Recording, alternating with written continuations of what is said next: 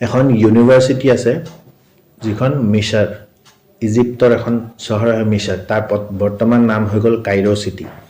Cairo চিটিত এখন university আছে যিখন অকল ইছলামিক তালিম নহয় তাত বেলেগ বস্তুবিলাকো আমাৰ যেনেকৈ ইয়াত আমাৰ ইণ্ডিয়াত যেনেকৈ ইউনিভাৰ্চিটিবিলাক আছে বেলেগ ছাবজেক্টবিলাকো পঢ়িব পাৰে তেনেকৈ সেই ইউনিভাৰ্চিটিখনত বাকীবিলাকো পঢ়িব পাৰে কিন্তু তাত এটা ব্ৰাঞ্চ আছে যিটো হৈ গ'ল আমাৰ ইছলামিক ব্ৰাঞ্চ যিটো ধৰ্মীয় কথাবিলাক তাত পঢ়িব পাৰে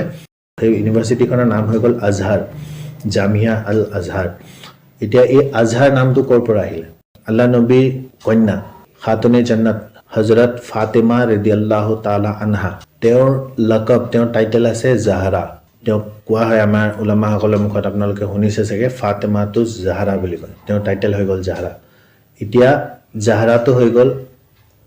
এটা ফিমেল নাম মানে আৰবী উৰ্দু বা হিন্দী এনেকুৱা ভাষাবিলাকত যোনে জানে তেওঁলোকে জানে যে লিংগ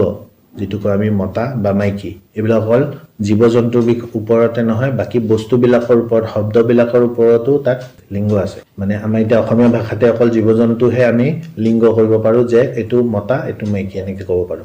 কিন্তু বাকি এই ভাষাবিলাকৰ বস্তুবিলাক শব্দবিলাকো এটা মতা থাকে এটা মাইকী থাকে মানে নৰ আৰু নাৰী দুটা থাকে